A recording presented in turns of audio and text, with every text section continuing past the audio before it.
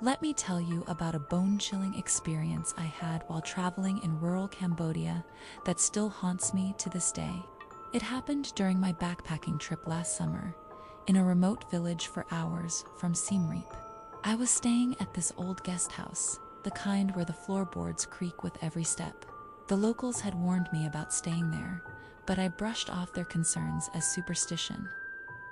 You know how travelers can be, too rational for our own good sometimes. That night, I woke up around 3 a.m. to what sounded like traditional Khmer music, playing faintly in the distance. Curious, I walked to my window, but what I saw made my blood run cold. In the moonlit courtyard below, there was a procession of what looked like monks in white robes. But something was off about them. They moved in an unnatural way, almost floating across the ground, and their faces were completely blank. I tried to convince myself I was dreaming, but then the music stopped abruptly.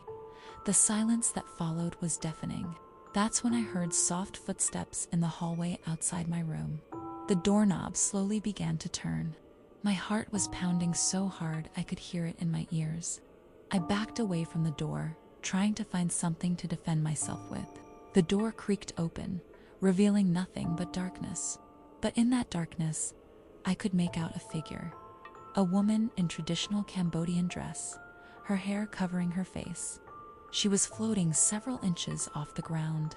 I shut my eyes tight, reciting every prayer I could remember. When I opened them again, she was right in front of me. Through her hair, I could see her face. Or rather, where her face should have been, it was just empty. The next thing I remember was waking up on the floor as sunlight streamed through the window. I immediately packed my bags and left. But when I tried to tell the guest house owner what happened, he just gave me a knowing look and said, "They were looking for someone to join their procession. You're lucky they didn't choose you." Later, I learned from villagers that decades ago, during the Khmer Rouge regime, a group of monks and villagers had disappeared from that very building. They were never found. The locals believe their spirits still roam the grounds, searching for others to join their eternal procession.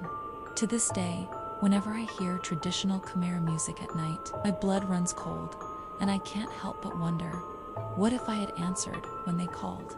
What if I had joined their procession? Some nights, I still wake up in a cold sweat, convinced I can hear those ethereal footsteps approaching my door. Like and follow for more videos.